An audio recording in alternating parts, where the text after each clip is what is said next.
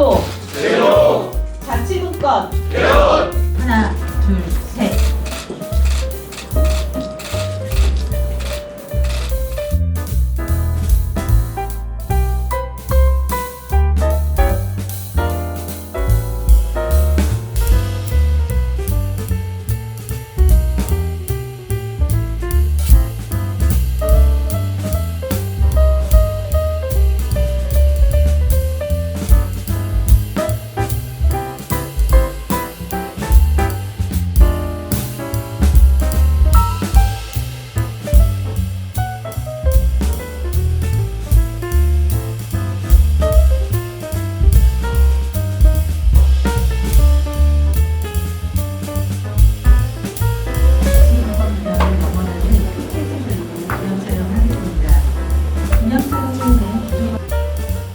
새로운 행정수도가 만들어진다고 가정을 할 때, 서울 이외의 수도가 만들어진다고 가정을 할 때, 대한민국 어느 국민이 세종시 이외의 다른 곳을 떠올릴 수 있겠습니까? 이제는 우리가 명실상부하게 그리고 본질과 그리고 형태를 일치해야 해야 할 때가 왔다. 수도권의 인구를 분산시켜서 지방 분권을 이루어야 된다고 명제해야지. 대한민국 어떤 국민이 미의를 제거하겠지. 그리고 그러한 가장 효율적인 방법이 중앙 행정기관이 이전되었듯이 이제 수도 기능으로 어딘가로 이전되어야 된다라고 하는 명제에 어느 국민이 반대를 하겠습니까? 그렇다면 우리는 이제는 전형적인 자세로 현실을 직시하면서 인정해야 된다고 생각합니다. 세종시를 행정수도로 소속히 결정을 하고 거기에 지위를 부여하고 거기에 알맞는 콘텐츠를 채워나가는 것, 그것이 대한민국의 앞길에 밝은 미래를 약속하는 일이라고 생각합니다. 행정수도를 어디로 할 것이냐, 헌법을 개정할 것이냐 말 것이냐, 이런 논의는 좀 지나간 논의입니다. 선제로 해서 수도를 옮겨야 된다, 그리고 헌법을 개정해야 된다 라는 전제에서 어떻게 할 것이냐 라는 숙제를 풀어갈 것이 지금 이 시대에 오늘 이 자리에 참석하신 분들의 모든 기업이라고 생각합니다. 오늘 토론을 통해서 할 것이냐 말 것이냐가 아니고 어떻게 할 것이냐, 언제 할 것이냐를 묻는 깊숙한 토론의 장이 되는 진심으로 바라고 있습니다. 지난 수십 년간 대한민국은 균형 발전과 지방 분권을 외쳐왔고 세종시는 그 중심에서 상징적인 역할을 해왔습니다. 하지만 세종시는 여전히 온전한 행정수도가 되지 못하고 절반의 수도에 머무르고 있습니다. 우리 시는 관습 헌법이라는 논리에 가로막혀 헌법적 지위를 받지 못한 상태입니다. 그로 인해서 정권이 바뀔 때마다 매번 정책이 흔들렸고 세종시도 함께 불안정한 상황을 계속 겪어야만 했습니다. 이제는 이런 불안정한 상황을 끝내야만 합니다. 세종시가 진정한 행정수도로 발돋움할 수 있도록 오늘 이 개헌 토론회를 통해서 지혜와 또 모든 해안을 모아야 할 시기라고 생각합니다. 코이라는 비단 잉어가 있습니다. 이 작은 민물고기는 작은 수족관에서 자라면은 5cm밖에 자라는 피라미라고 합니다. 그런데 강물에 방류되어지면은 1m가 넘게 자랄 수 있는 큰 대어가 된다고 합니다. 세종시도 마찬가지인 것 같습니다.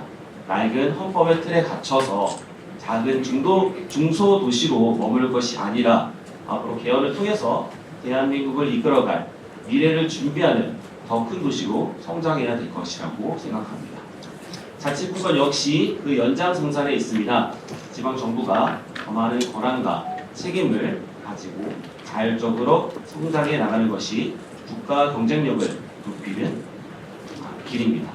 그 중심에서 세종시가 선도적이고 또 올바른 역할을 하며 다른 지역과 함께 상생하며 발전해 나갈 수 있도록 세종시법 개정 또한 반드시 이뤄내야 할 숙제라고 생각합니다. 시장님과 의장님의 축사 내용과 제가 준비한 게 크게 다르지 않습니다. 이 행사를 준비해 주신 우리 우동기 서울시대 위원장님, 김수영 교수님, 육동 교수님, 하예수 교수님을 비롯한 발제자분들께 감사드립니다. 함께 열심히 배우겠습니다. 세종시는 국가의 균형 발전을 도모하고 행정수도이자 대한민국 실질적 수도로서의 기능을 위해 계획된 것입니다. 지난 12년간 세종과 오늘의 세종은 늘 그래왔듯이 꾸준히 변화하고 있습니다. 다만 세종시가 본연의 취지에 맞게 진정한 행정수도가 되기 위해서는 또한 실천적 방안이 필요합니다. 세종시법 전면 개정은 세종시의 행정수도 본연의 기능 강화 및 자치 역량 제고와 직결되어 있습니다. 다른 특별자치시도와 비교해 보았을 때 현재의 세종시법은 턱없이 부족하고 빈약합니다. 12년 전의 세종이 아닌 오늘날 세종의 구체적 상황에 맞게 시민, 전문가, 정치인, 행정관료들이 지혜를 모아 미래를 모색해야 합니다. 행정수도 명문화 개헌, 법률 개정 등 행정수도로서의 세종특별자치시의 위상과 기능을 확보하기 위한 모든 시민들의 요구와 구체적 방안들이 제시되고 있습니다. 그 방법론에 대한 논의를 오늘 토론회에서 심도 있게 다루어 주시리라고 기대해 봅니다. 우리가 헌법에 규정되어 있는 지방자치단체를 법적 용어와 위상은 지방자치단체지만은 지방정부라고 부르자.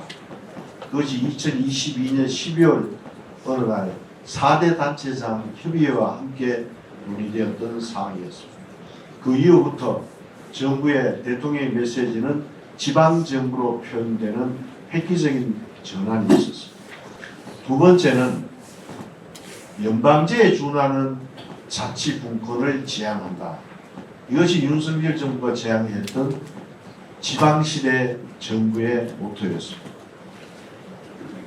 외국의 주지사들이 그 지역의 경제활동을 위해서 쓰이지 않은 그런 권한 이상의 권한을 시도지사들이 가지고 주민의 삶과 연결되는 업무는 시도의 업무로 하는 것이 바람직하지 않겠느냐. 그래서 정부 초기에 개헌 문제를 국회와 논의를 했습니다마는 지난번 국회가 총선을 앞두고 개헌 문제 논의가 진전되지 못한 채 김진표 의장과 윤석열 대통령이 합의했던 개헌 논의가 그저 그 자리에서 그냥 중단되는 현상이 되었습니다. 그래서 개헌이 이렇게 어렵다면은 개헌을 전제로 하지 않는 지방분권형 국가경영 시스템을 마련해보라는 지시가 우리 위원회에 있었습니다. 그것은 최소한 개헌을 하지 않더라도 제주도가 가지고 있는 4,800개의 특례를 모든 지방자치단체들이 함께 공유하고 가질 수 있는 그런 일괄이양법을 만드는 안으로 준비가 되어 있었습니다. 그래서 실질적으로 연방제에 준하는 지방분권형의 사무 배분과 이양의 문제는 2025년이 사실상 원년이 될 뻔했습니다. 그런 것이 지금 전국의 이런 상황에서 한 발자국도 진행되지 못하는 것을 대단히 안타깝게 했습니다. 또 그것을 더욱 촉진시켰던 것이 대구 경북의 행정통합이 불을 지폈습니다. 그 행정통합의 전제는 연방제에 준하는 분권안이었습니다. 그러니까 지금의 권력구조에서 대통령과 국회, 대통령과 총리의 문제가 아니라 대통령과 시도지사 간의 권력의 수직적 배분의 문제가 가장 큰 관심이 대구 경북 행정통합에 자리 잡고 있는 안이었습니다. 일반적인 주민들의 삶과 연관되는 업무는 시도지사들이 책임을 지고 외교, 국방, 안보는 대통령이 가지는 그것이 바로 연방제에 준하는 표현으로 표현되었습니다. 자, 그런 가운데서 최근에 탄핵 전국에서 논의되고 있어서 여러 단체에서 여러 기관에서 지방분권을 전제로 하는 헌법 개정 논의가 있는 사례들을 몇 가지 소개를 좀 드리겠습니다.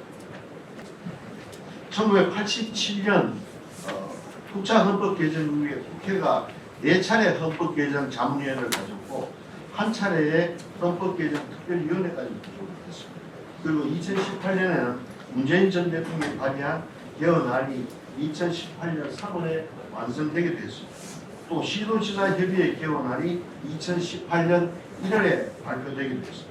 그 이후에 작년 11월에 22대 국회의장 직속의 헌법개정 자문위원회도 출범을 했고 또 최근에는 2024년 11월부터 시작해서 올 1월까지의 대한민국 헌정회가 헌법 개정안을 내부적으로 확정한 적도 있었습니다. 그리고 2024년 2월에 시도지사협의회에서 지방분권형의 개혁 추진 의사를 표명했고, 또 24년 2월 18일에는 시장군수구청장 협의회 분권안이 있었습니다. 우리나라의 지방자치제가 이렇게 큰 이슈고 국민들의 삶과 직접 연관이 되지만은 헌법에는 단 두 줄의 규정밖에 존재하지 않습니다. 헌법 17조와 헌법 114조입니다. 17조는 지방자치단체는 주민의 복리에 관한 사무를 처리하고 재산을 관리하며 법령의 범위 안에서 자치의 관한 규정을 제정할 수 있다. 이게 법령의 범위 안에서 조례 제정권의 한계가 지금 헌법 개정에서 가장 큰 이슈가 되는 자치 입법권, 그리고 자치단체의 종류는 법률로서 정한다. 18조에는 지방자치단체 의회를 둔다. 지방의회 조직 권한 의원선과 단체장의 선임 방법, 기타 자치단체 조직관 법률로 정한다. 이런 조문이 지방자치제를 가지고 있는 OECD 국가 중에서 단 조문이 2개 있는 데는 우리나라밖에 없습니다. 외국에서 대단히 간소한 조항이다. 그리고 1948년 이후에 많은 행정환경의 변화가 있었습니다만은 그 내용이 헌법 개정안이 여러 차례 있으면서도 이 부분만은 손질이 되지 않았습니다. 주요 내용입니다. 지금까지 우리가 지방자치학회나 학계에서 논의되는 지방분권형에 기하는 자치입법권, 자치조직권, 자치재정권, 세무과 세율은 법률로서 정하는 하에는 지방세의 권한이 법률로서 정하게 되어 있는 문제, 자치입법권은 법령의 범위 내에서 조례재정권의 범위입니다. 이것이 가장 큰 안들입니다.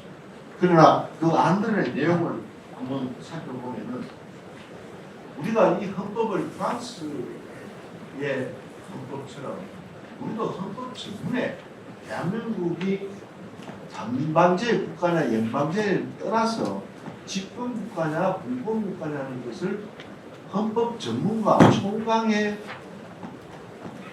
규정해야 될 필요성이 있지 않느냐. 이것이 헌법 개정 국회 특위한 대통령 발의한 시도지사 협의회 헌정회 안 중에 이번 1월 달에 마무리한 헌정회 안을 제외하고는 대한민국은 지방분권국가이다. 대한민국은 지방분권국가를 지향한다. 이런 형태로 큰 단체에서 제안한 4개의 안 중에서 3개가 헌법 전문의 지방분권에 관한 지방분권국가를 천명하는 것을 헌법 전문에 넣어야 된다는 주장을 하고 있습니다. 자치재정권도 위임된 사무와 지방정부상의 수평적 재정조정 상태에서 이것도 긍정적으로 국세는 국회, 지방세는 지방의회, 그래서 조세 법정주의가 아닙니다. 조세 법정주의가 아니라 지방에 관한 지방세는 지방의회가 재정권을 갖는 것으로 거의 합의가 되고 있습니다. 그런데 여기에서 이제 우리가 자치조직권의 문제인데, 자치조직권은 헌정의 안에는 언급을 하지 않고 있습니다. 그러나 나머지 3개의 단체가 제시하는 것은 나누고 있습니다. 그런데 이 내용들이 표현의 방법이 다르지 우리가 지향하는 그 정신은 다 언급되고 만나고 있다고. 좀 특이한 것은 주민참여의 권한을 헌법에 보장을 하자. 이 부분은 대단히 앞선 논의입니다. 외국 법률에도 헌법에 주민참여는 민주주의를 채택한다는 것은 기본적으로 국민들의 참여를 전제로 하기 때문에 주민의 참여 이것을 명시를 하지 않고 있습니다만은 이 국회 헌정이나 대통령 발의나 시도지사 협의회 안에도 주민 참여의 헌법적 보장, 주민 투표, 주민 반환, 주민 소환 이러한 것을 헌법에서 보장하는 의미가 있다는 말씀을 드리고, 그 다음에 균형 발전에 관한 제가 지방시대위원회 일을 해보면서 우리나라의 정치 공동체의 규약을 정하는 법률을 정하고 헌법을 개정에 동의를 받아야 하는 국회가 민구비례대표회에서 너무나 수도권 편중에 국회가 되어버려요. 지금 비례대표까지 포함을 해서 수도권 출신의 국회의원이 78%입니다. 그러니까 지방의 목소리, 지방의 의견은 전혀 보장되지 않는다고 봅니다. 심지어 2022년에 지방시도위원회 와보니까 지역균형발전 특별회계 예산이 수도권의 GTX 예산으로 쓰여지고 있다는 사실도 있었어요. 이런 것들이 이 균형발전의 문제가 국회에서 규약을 정하고 재원을 배분하는데 이 지방의 문제가 반영되지 않는 이러한 것이죠.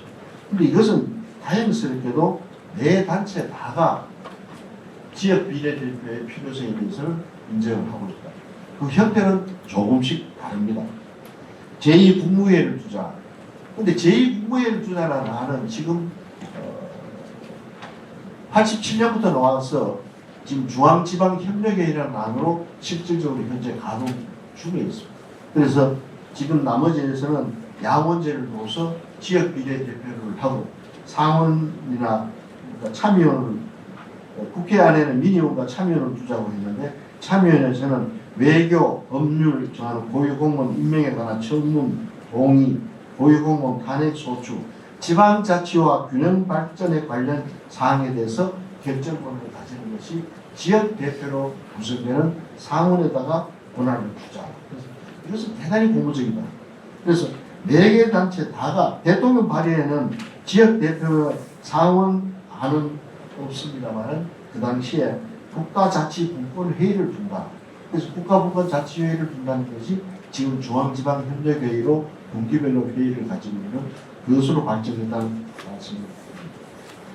이런 과정에서 논의에서 지금 벗어나고 있으면서 최근에 시도지사님들이나 시장 교수님들이 제기하는 실제 현장에서 일어나고 있는 중앙에서 가장 큰 분권에 대한 요구는 실제로 자치 입법권도 아니고 자치 재정권도 아니고 제일 요구가 많은 것이 실제로 민원이 제일 많은 것이 자치 개혁, 도시계획 수립권과 국가가 공간계획에서 공간구조와 산업정책을 규제하는 정책, 여기에 대한 실제적인 현장의 목소리가 대단히 높다.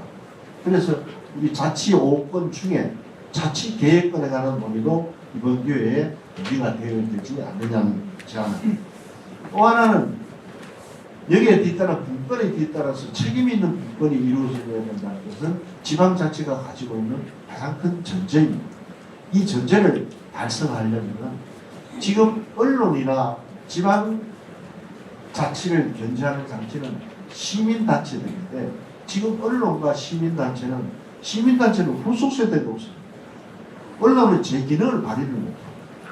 이런 과정에서 책임 있는 지방분권 체제를 가지고 수 있는 지방정부에 관한 업무에 감사와 평가를 할 수 있는 그런 감사조정 기능도 별도로 가질 수 있어야 되지 않느냐 하는 지금 중앙정부가 가지는 감사와 다른 지방행정을 총괄하는 그런 감사 기능과 책임 권한을 부활을 하고 스스로 지킬 수 있는 이러한 제도적 장치로 함께 논의되어야 됩니다.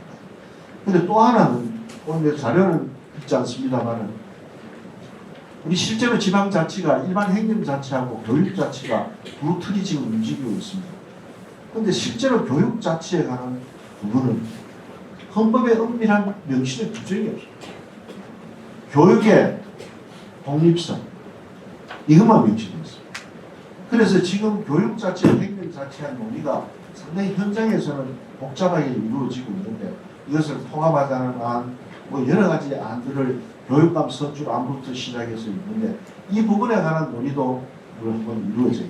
물론 이러한 것은 우리가 논리적이고 학계에서 충분히 논의를 하고 있습니다만 결국 헌법이라는 것은 여당 야당이 합의를 해야 되고 국민투표에서 통과를 한다면 결국 정치적 의사결정 체제를 거쳐야 되기 때문에 그런 과정에서 쉽지 않는 결정이기 때문에 모든 것이 한꺼번에 이루어질 수 있느냐, 그렇지 않으면 헌정에 추구하는 단순한 원포인트 개혁만 할 것이냐 하는 문제도 정치권에서 활발하게 논의가 되어야 될 것이고 이에 대한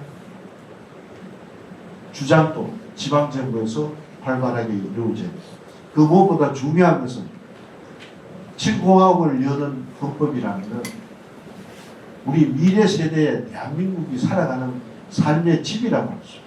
이 헌법은 미래 세대 2030 이 청년들이 살아갈 세대의 집을 새롭게 짓는다면 그들에게 맞는 집을 지어주는 것이 우리 세대의 소명이 아닌가 생각. 제 발표를 여기서 마치겠습니다. 행정수도의 완성의 필요성을 몇 가지 말씀드리면, 첫 번째, 세종특별자치시의 창설 목적에 부합하자는 것입니다. 이미 수도권, 비수도권의 확대 얘기는 이미 말씀드렸고, 11.8%에 해당하는 수도권 지역의 인구의 50.4%, 지역 총면간의 52%, 취업자의 50.5%, 대기업 계열, 집단 계열사의 74.3%가 수도권에 집중되어 있습니다. 이거를 좀 해소하는 것이고, 두 번째는 자치분권을 더욱더 발전시키자는 것입니다. 세종시의 저음구상 지역의 균형 발전을 모색하는 데 중요한 목표를 두고 있었음을 신행정수도 특별자치법 제1조에서 구체적으로 명시되었습니다. 거기에 세종시의 위상과 법적 지위가 결정되는 과정에서 자치분권의 선도 모델로서의 역할도 진행되었습니다.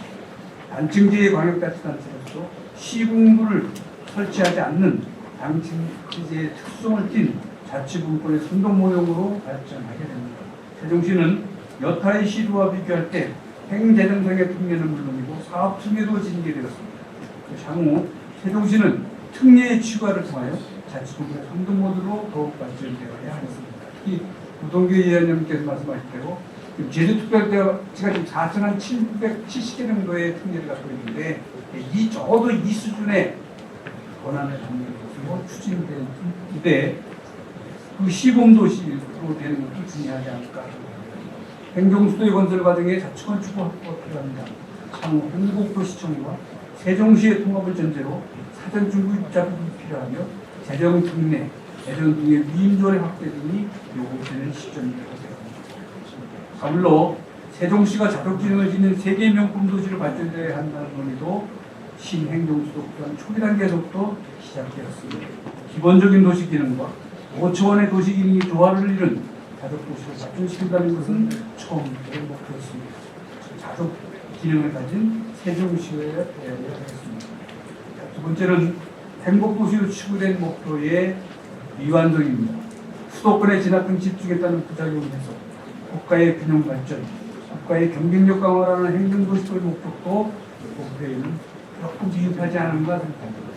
미완성의 행정수도의 원인은 미흡한 중앙지청 및 공공기관의 이전, 제2차 공공기관의 지방 이전 분산 등에서 그 원인을 잡을 수 있겠습니다. 이외에 세종시의 자덕 기능의 부족, 세종시 건설에도 불구하고 서울 수도권으로의 집중 지속, 지역 균형 발전의 미흡, 오히려 수도권 비수도권의 격차가 심화되는 문제점으로 피할 수 없게 되었습니다. 노무현 정부의 초기 의지와 비교할 때 이어지는 정부들의 추진 동력 저하도 완성 의지를 미흡하는 데 중요한 원인이 아닐까 생각합니다. 그래서 앞으로 세종특별자치시는 행정수도로서의 지위를 또 공고히 해야 할 필요가 있지 않을까 생각합니다. 신행정수도로서의 미흡한 성과에도 불구하고 국회 세종사당의 건립, 대통령 제2집무설치 등 수도 기능의 이전이 지속되면서 서울의 수도 기능을 보완하는 세종시가 행정수도의 지위에 근접하고 있지 않은가 생각합니다. 서울 수도권의 집중을 해소할 필요성이 더욱 커지고 있다는 말씀드렸습니다. 서울 수도권의 집중도 50%를 상회하는 상황에서 수도권 집중을 방지할 필요성이 절실함을 고려할 때 세종시의 행정수도로서의 지위를 더욱 공고히 확립할 필요가 요구됩니다.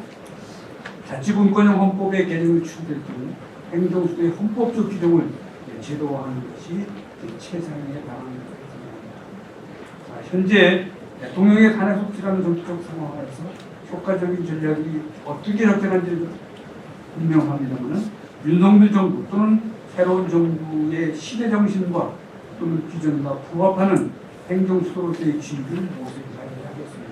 만약 윤석열 정부가 계속해서 이어진다면 지방시대위원회의 시대 정신과 부합하여 자치분권과 균형 발전의 조화를 이루는 지방시대 정책이 추진되어야 하겠습니다. 윤석열 정부가 결정한 국정과제, 지방시대 종합계획과 세종시의 추진 정책 내용과 방향이 부합하면 좋겠습니다. 세종시가 윤석열 정부가 추진하는 지방시대의 아이콘이 되어야 목표 달성에 보다 유리하기 때문입니다. 예를 들면 윤석열 정부의 국정과제 및 지방시대 종합계획에 따라 국정과제 12번 자율, 책임 소통의 정도에 대통령 제2집무실 조치가 2022년 5월 29일 행동 95배 개정으로 구체화되었습니다. 세종시가 행정수도로서의 기능이 강화되고 지역균형 발전의 지원을 위한 것입니다. 국정과제 제116번 공공기관 이전 등 지역 성장 거점도시 육성을 예정 등을 돕는 지역성장 거점을 육성하기 위하여 공공기관의 이전을 국정화되로 정한 바 있습니다. 이런 관점에서 세종시의 대통령 제2지휘무실의 설치와 국회 세종상당 건립 지원이 이루어졌습니다. 세종시도 특별자치시로서 맞춤형 자치분권 모델에 적합하도록 이니셔티브를 발휘해야 하겠습니다. 중앙정부 정책과 더불어 시너지 효과를 내기 위함입니다. 만약 새로운 정부가 출범하게 된다면 새로운 정부의 추진 주체가 작성하는 자치분권 그런 국가기능화제의 주관에서 세종시가 추진하는 내용이 적절히 반영되는 노력 가운데 결정된 이후에는 이를 절적으로 활용하는 지혜가 요구됩니다. 정부마다 시대 정신을 담은 자치분권과 균형 발전이 새롭게 발전되기 때문입니다. 세종시도 행정수도 기능을 강화한 세종특별자치 자치 모델을 추진하여야 하겠습니다. 이는 국정과제의 방향과 부합하는 내용이 더욱 좋습니다. 새로운 정부가 작성한 계획을 윤석열 정부의 계획에 관해 이를 토대로 세종시에 적합한 자치분권 모델을 세종시가 제언할 필요가 있겠습니다. 오늘의 이 토론에도 바로 세종시의 이니셔티브를 보이는 첫 장이 아닐까 생각합니다. 행정수도의 지위도 시대정신과 접점을 맞추고 하겠습니다. 자치분권형 헌법의 개정을 통해 행정수도 세종시의 지위를 확보해야 하는 과정에 세종시의 정책적 이니셔티브가 적절히 발휘되어야 함을 다시 한번 강조합니다. 시대정신의 구현과 함께 세종시의 리더십에 바탕을 둔 현재 논의되는 자치분권형 헌법과 세종시의 전면 개정이 세종시의 이니셔티브 하에 성공적인 성공 사례가 되기를 진심으로 기원합니다. 이 세종특별법 전면 개정 안에는 어떤 내용이 담겨야 되느냐? 세종시 위상과 현황을 먼저 살펴보고 행정 수도로서 세종의 미래 비전을 담고 그에 기초해서 전면 개정안을 설계해야 된다고. 이것은 이제 위상과 현황인데 이거 보시면 2019년까지는 많이 증가하거나 좀 올라갑니다. 근데 그 이후부터 뚝뚝뚝뚝 떨어집니다. 세종도 이제 더 이상 추가적인 조치를 취하지 않으면은 내려갈 일만 있다 이렇게 이제 봐야 되는 거죠. 그 다음에 지금 현재 39만 3천인데요. 우리 계획상으로는 이렇게 되어 있습니다. 2030년 완성되는데 50만 명인데요. 이 39만 명이 지금부터 2025년인데 지금부터 2030년까지 50만 목표치에 도달을 하려면은 인구 증가율이 평균 4% 이상이 되어야 됩니다. 근데 지금 아까 앞전 슬라이드에서 보셨지만은 이 3%대로 떨어지거든요. 인구 증가율이 3%대로 떨어졌습니다. 이렇게 해서는 아마 목표치 도달하기가 어렵게 되어 있다 이렇게 말씀드리겠습니다. 그 다음에 이제 세종시가 이제 강점이라고 볼 수 있는 게 이게 물론 강점이자 약점이 될 수 있겠습니다만은 이 중앙 부처가 많이 내려와 있고요. 또 국책 연구기관이라든지 국가 공기업, 이 싱크탱크 집격지입니다. 이 기능들을 어떻게 활용할 것인가도 굉장히 중요한 하나의 사항입니다. 자, 비전을 좀 말씀드려 보겠습니다. 세종시의 존재 근거입니다. 여러분 잘 아시는 바와 같이 이 제2의 수도권을 충청권에 이제 구축해서 수도권 1국 체제에서 다극 체제로 전환시켜야 될 필요가 있기 때문에 중요한 근거가 되고요. 그 다음에 이 기술 안보 위험이라든지 미래 환경 위험에 전략적으로 대응하기 위한 미래 복합 도시 건설이 필요하고 또 혁신 실험 글로벌 명품 도시를 세종을 통해서 구현해야 될 그 필요성이 있다는 말씀을 드리겠습니다. 그 다음에 이전에도 1976년입니까? 그때 우리 박정희 대통령이 임시행정수도 건설을 추진한 적이 있습니다. 그때 서울 인구가 수도권 인구 한 700만 정도 됐습니다. 700만 정도 됐는데 이때도 교육이라든지 금융이라든지 이런 게 서울에 굉장히 집중도가 높았습니다. 이것을 어떻게 좀 완화시킬 것인가를 논의하고 계획을 수립한 적이 있죠. 물론 백지 안 됐습니다만은 그게 이제 박정희 대통령 말씀에 전 세계적으로 봐도 대학과 대학생이 우리 서울에 이렇게 집중되어 있는 나라가 어디에 있느냐 이런 이제 말씀을 하셨다는 기록이 있거든요. 지금 이제 그때하고 지금 비교하면 뭐 어마어마한 집중도가 있습니다. 이게 지금 빨리 서둘러야 될 때다 이렇게 봅니다. 해외 사례에서도 우리가 교훈을 좀 얻을 수 있는데요. 여기 이제 해외 사례 교훈들이 있습니다. 이 급작하게 할 것이 아니다. 또 정치적인 뭐 목적으로 그렇게 추진할 문제가 아니다. 뭐 이런 이야기. 또 통일도 내다봐야 된다. 독일처럼. 뭐 이런 이야기들을 합니다. 그래서 우리는 이제 서울대학을 좀 이전하는 게 굉장히 중요한 과제로 떠오르고 있다. 뭐 일부 공동 캠퍼스 체제를 통해서 일부 서울대학이 일부 이루어오는 걸로 알고 있습니다만 전체는 안 이루어집니다만 이런 식으로 서울대학이 옮기는 게 상징적인 의미도 있다 이런 말씀을 드리고 비전을 그리보면 대충 이렇게 압축할 수 있습니다. 지금 현재 산업화, 민주화 뭐 이런 정부화 시대에 수도권이 너무 집중되어 있어 블랙홀 현상을 일으키기 때문에 대한민국 전체가 위협을 받고 있다. 그러면은 어떻게 가야 되느냐? 이 세종 행정수도를 건설해서 수도권에 대해서는 수도권 집중을 완화하고 안보 위험을 해소하고 중부권, 세종, 대전, 충청권을 이어지는 중부권을 허리를 튼튼히 해서 동남부권의 발전을 시켜가는 이런 비전을 그려볼 수 있겠다는 말씀입니다. 이 3대 축이죠. 크게 보면은 국가 균형 발전의 상징 행정수도, 국가 경쟁력 제고 중심 행정수도, 기후변화 위험 대비 전략수도 이런 큰 세 개의 축을 가지고 비전을 끌고 가야 되겠다는 말씀드리고 이 큰 비전 하에서 전면 개정안을 말씀드리면 5대 원칙입니다. 이 큰 원칙을 좀 담아야 되지 않느냐 이런 말씀인데 통일 후 한번 대한민국의 발전을 고려해야 되고 미래 도시의 희망을 담아야 되고 최고의 행정 정책 복합 도시를 건설해야 된다. 또 한글 창조와 지식 애민 원칙을 담아서 세계 최고 첨단 지식 인재 개발 원지로 만들어야 된다.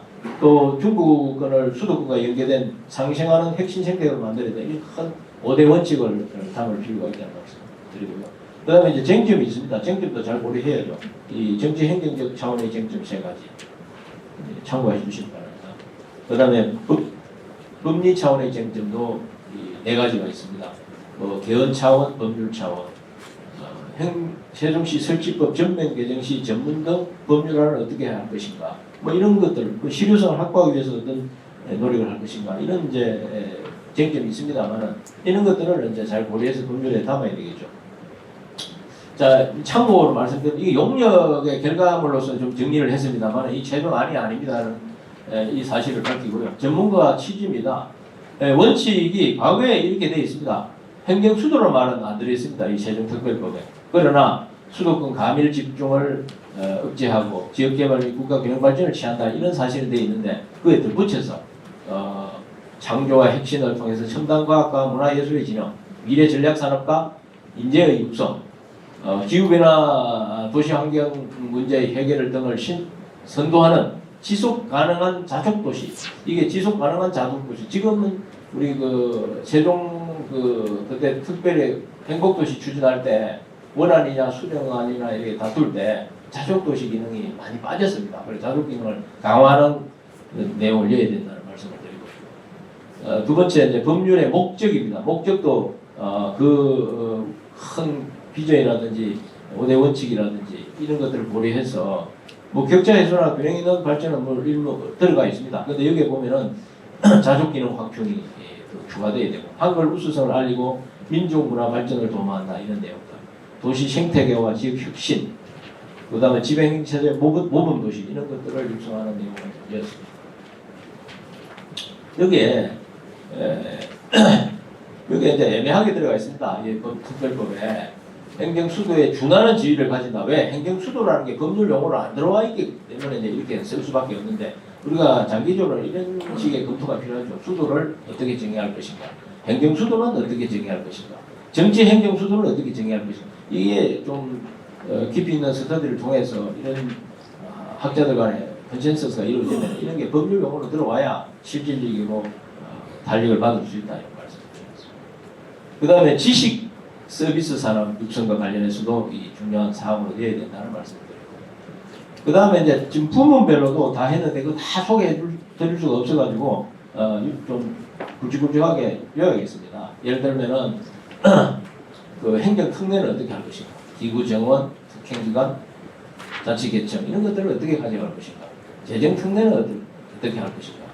의회 주민자치 특례는 어떻게 가져갈 것인가? 교육자치 특례는 어떻게 가져갈 것인가? 이런 내용이 이제 다 담겨야 되고요. 또 도시 경쟁력이나 자족성 강화 측면에서도 이런 것들이 충분히 담겨야 되겠죠. 예컨대 문화관광 같으면 한글 문화도시, 지역 경제 특례 같으면 규제 프리존, 규제 프리 도시나 아니면 스마트 시티라든지 의료복지 선도, 대중교통 선도, 국제 정원 도시, 양자 산업 선도 이런 다 분야들 이 특례들이 다 골고루 갖춰져야 된다 이렇게 말씀드리겠습니다. 결론 짓겠습니다. 이 추진 방향입니다. 방향을 이제 좀 말씀드려야 되는데 이게 아무리 내용이 좋아도 이 추진이 안 되면 어려우니까요. 그 한국판 해밀턴 프로젝트라는 이제 타이틀을 거창하게 붙였습니다만 잘 아시는 바와 같이 2006년에 브루킹스 연구소가 제안했죠. 미국의 기회와 번영, 성장을 위한 경제 전략으로 제시했는데 해밀턴이 초대 재무장관이지 않습니까? 미국이 다시 한번 재도약하자는 취지에서 이런 아마 프로젝트를 추진한 걸로 알고 있습니다. 우리나라도 그 때가 됐다고 보는 거죠. 그래서 정치적 합의와 국민적 공감대를 확보해야 되는데 사실 2021년에 민주당에서 신수도 완성 제안을 하셨죠.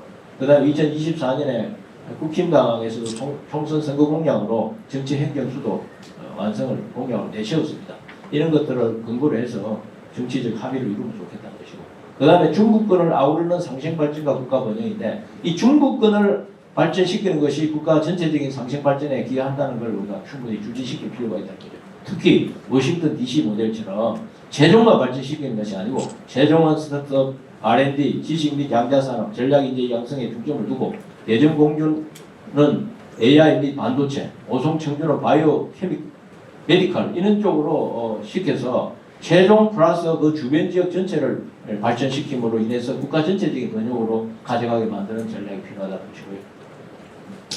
그 다음에 대통령 선거 때 이 공약으로 내세우게 하는 게 굉장히 중요하죠. 사실 뭐 이 길을 몰라서 안 하는 것이 아니고 실천이 잘 안 되고 있는 거거든요. 그래서 공약을 내세우게 하면 실천 의지를 갖게 되기 때문에 공약을 내세우도록 하면 좋겠다는 것이고 그 다음에 지금 뭐 헌법 개정 말씀을 하셨습니다만 우리 위원장님하고 김순호 교수님이 개헌 때 반드시 이 규정을 좀 명문화시키면 훨씬 더 쉬워지겠죠.